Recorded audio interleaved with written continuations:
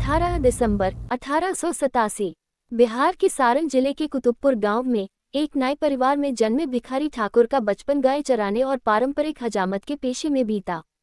न धन की पढ़ाई न साधन संपन्न परिवार पर इस सामान्य से लड़के के भीतर एक असाधारण कलाकार छिपा था, जो आगे चलकर भोजपुरी भाषा और समाज की तस्वीर ही बदल देगा।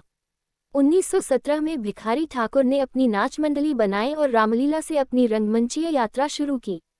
धीरे धीरे उन्होंने स्वयं नाटक और गीत रचना आरंभ कर दिया और स्वयं ही उनमें नचनिया, अभिनेता और सूत्रधार की भूमिका निभाते।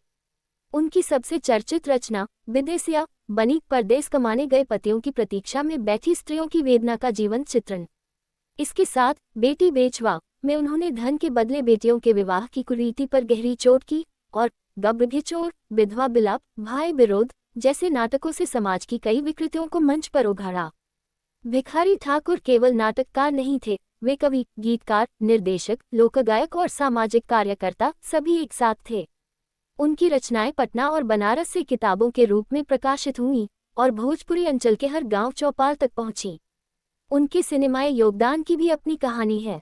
1963 में जब उनके सबसे प्रसिद्ध नाटक पर आधारित भोजपुरी फिल्म विदेसिया बनी, तो स्वयं भिखारी ठाकुर ने इसमें विशेष भूमिका निभाई और अपनी रचित कविता डगरिया जोहत न का पाठ किया। 10 जुलाई 1971 को 84 वर्ष की आयु में उनका निधन हुआ, पर भोजपुरी रंगमंच और साहित्य में उनका स्थान अमर हो गया। एक सामान्य नाई का बेटा, जो भोजपुरी का शेक्सपियर बनकर युगों तक याद किया जाएगा।